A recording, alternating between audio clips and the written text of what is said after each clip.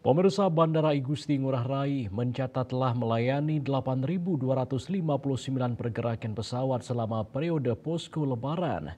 Dari keseluruhan data penerbangan terbagi atas 4.132 kedatangan dan 4.127 keberangkatan.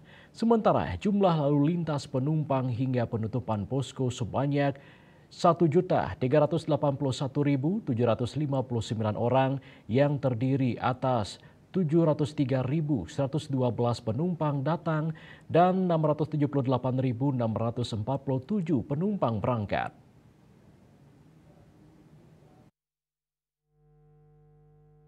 General Manager Bandara Ngurah Rai Ahmad Syaugi Sahab mengatakan dari angka tersebut maka selama libur lebaran rata-rata dalam sehari telah terlayani 375 penerbangan dan 62.807 penumpang.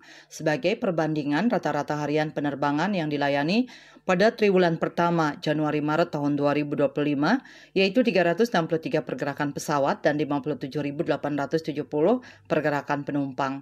Berdasarkan hasil rekapitulasi tim Posko Angkutan Lebaran, puncak lalu lintas tertinggi sebelum Lebaran terjadi pada H-3, yaitu 26 Maret 2025 dengan total 420 pergerakan pesawat yang membawa 73.550 penumpang.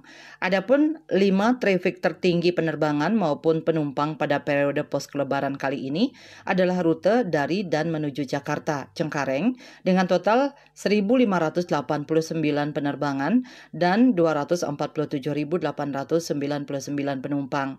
Tujuan Singapura 794 penerbangan dengan 161.281 penumpang.